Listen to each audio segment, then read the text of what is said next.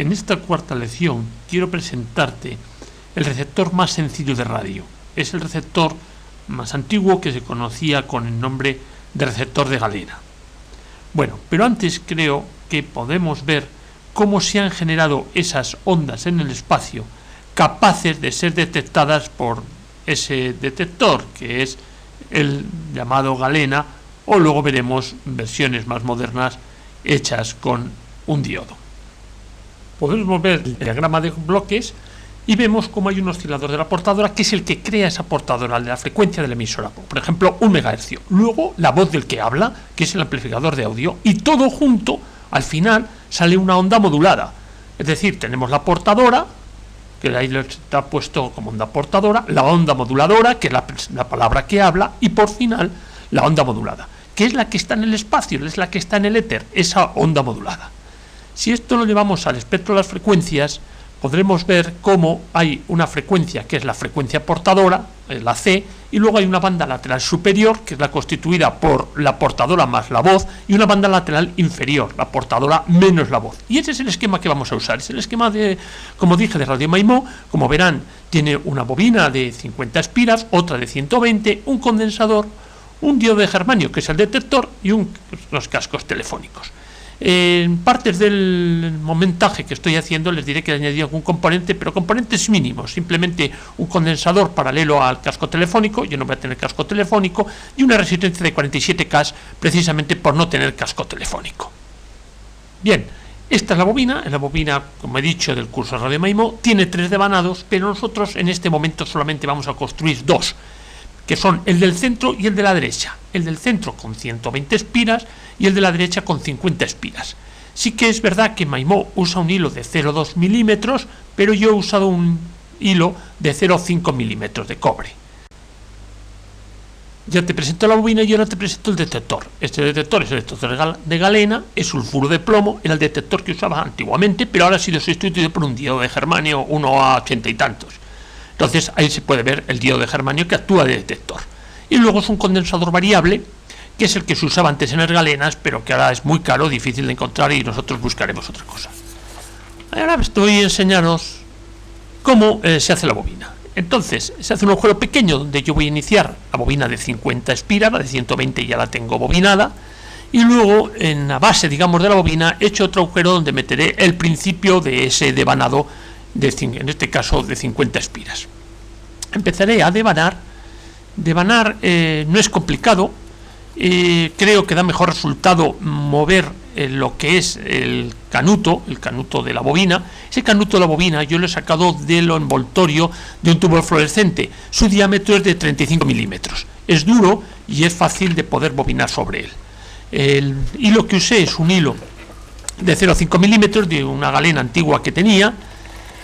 Por lo tanto tiene vicio y es más complicado todavía el bobinar, pero se puede. Hay algunos momentos que se queda un poquito arrugado, pero poco a poco se puede ir construyendo como te estoy mostrando en este momento, y verás que ahora lo que he visto que es mejor ir moviendo poco a poco el canuto e ir devanando sobre él. Ese es el bobinado de 50 espiras. Poco a poco lo voy construyendo, y ese, digamos, sería el bobinado de antena, mientras que el otro, el grande, el de 120, es el circuito que llamaríamos de sintonía, el cual tenemos que hacer que resuene. Principios que ya lo hemos estudiado, resonancia de un circuito, pues veremos cuál es el truco para que todo eso resuene. Ahí está la bobina, y quiero que vean esas direcciones web que son importantes, una para el cálculo de la inducción de la bobina y el otro para la frecuencia de las emisoras. Podemos ver el cálculo del número de espiras de acuerdo a una inducción en microhenrios, a un diámetro de la bobina y a un diámetro del hilo. Asimismo hemos visto la capacidad para las frecuencias de Radio Nacional 1 y de la cadena SER en Madrid. Bien, y ese es el montaje. Como pueden ver, el montaje es tener un condensador que le he puesto entre el diodo y masa. Ese es el condensador variable que he sacado de una radio. Una radio antigua llevaba ese tipo de condensadores variables. Ahí le he puesto una pequeña resistencia entre lo que es el diodo y masa, ya que no pongo cascos telefónicos, le pongo esa pequeña resistencia, y eso es toda la bobina en toda su dimensión. tanto la parte de sintonía del circuito, los 120 espiras, como lo que podríamos llamar bobina de antena, ese primer bobinado de 50 espiras. Una vez construido, y vamos a ver el resultado, y ese es el resultado. Le he dado con un generador y pueden ver cómo cuando al generador le meto una modulación con una señal de 400 hercios, sale ahí precisamente detectada esa señal de 400 hercios. Y vemos cómo está la onda modulada con la señal de 400 hercios. Hay momentos que lo pongo y ahora que lo quito, como ahora está quitado, no tiene los 400 hercios de modulación. Ahora lo he puesto. Entonces hemos visto cómo esa teoría se cumple perfectamente. Y además aquí veo cómo, si yo varío la frecuencia del generador, pues hay un máximo cuando está sintonizado y no así cuando no está sintonizado. Ese es el circuito real. El circuito real sintonizando las emisoras. Le he puesto un pequeño amplificador con un LM386, pero tú le puedes poner los altavoces amplificados del PC. Con eso te puede servir perfectamente. Entonces la calidad del sonido es lo de menos. Yo lo que he querido demostrar ahí, cómo cuando la señal es fuerte podemos ver en el osciloscopio tanto la señal modulada como la señal moduladora, porque yo ya la he sacado después del detector. Entonces ahí me parece que es cadena SER y ya dejo de hablar para que puedan escuchar directamente.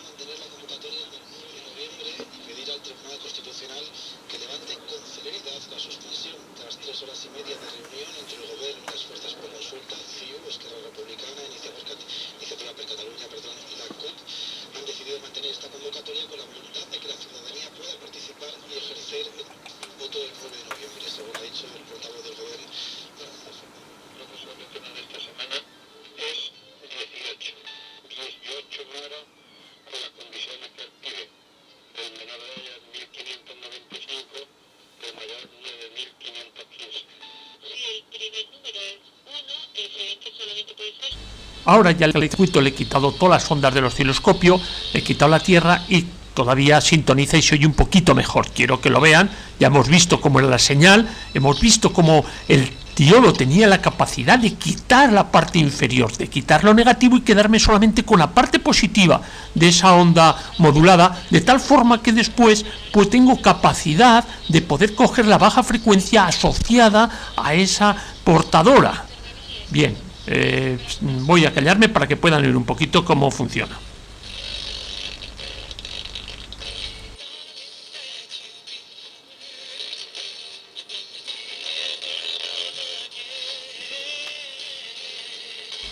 Lo he probado con cascos de 2000 ohmios de impedancia, pero solamente se puede escuchar con cierto volumen las dos Radio Nacional 1 y Radio Nacional 5. Por eso, digamos que todo el ejercicio se ha hecho con un amplificador, un LM386, para que tú puedas escucharlo. Bueno, ahora simplemente he cambiado el condensador, dado que el otro era un condensador de una radio antigua, a lo mejor es difícil de encontrar. Ese es un condensador de un transistor de los años 70, 80, tenía ese condensador, y ahora va un poco peor, pero bueno, sintoniza. Y esto te lo digo porque si quieres montarte la galena y tienes dificultad de encontrar el condensador variable de chapas, puedes comprar por nada de precio en segunda mano un transistor por 2 euros y puedes aprovechar como mínimo pues tanto lo que es ese condensador variable como la bobina de ferrita, aunque yo prefiero que te bobines la que yo te he enseñado. Es bastante más selectiva que una bobina de ferrita del transistor. Bueno, ya me gustaría hacer un repaso de todo lo que hemos dado. Receptor de galena o cristal, porque el detector es un mineral de galena, o un diodo de germanio, un diodo de cristal. Hemos construido una bobina de sintonía que se sintoniza con el condensador variable. Esto ya lo habíamos estudiado. Cuando estudiamos unas corrientes alternas, vimos lo que era la frecuencia de resonancia y cuál era la condición de frecuencia de resonancia, que era que 1 partido por C omega fuese igual a L omega, que de ahí me salía que la frecuencia de resonancia era 1 partido 2 pi y raíz cuadrada de LC. Entonces, cuando se da esa condición, tenemos tensión máxima en los extremos de la bobina, que eso pasa al detector, y el detector lo que hace, la onda que tengo ya modulada, quita la parte inferior y me quedo solamente con la parte superior. Es decir, ya he quitado toda la parte negativa, si no, no tendría capacidad de reproducir, porque tengo una positiva y una negativa. No, le quito la negativa, por eso pongo un semiconductor, igual que hacíamos cuando rectificábamos la corriente, me quedo con la parte positiva, y esa parte positiva ya, por el hecho del condensador fijo que se pone, y incluso sin ese condensador fijo, me quedo con esa envolvente de baja frecuencia, y esa envolvente de baja frecuencia es la que mueve, puede mover, en este caso, el altavoz, porque le he puesto un amplificador, o mueve directamente los cascos telefónicos. Bien, yo creo que os he contado lo más importante de esto y tengo algunos pequeños comentarios de que, por ejemplo, en mi caso concreto iba peor con tierra, le metí la cañería, le metí a tierra, iba peor que simplemente con antena, y la antena no estoy usando una antena exterior, simplemente es un hilo.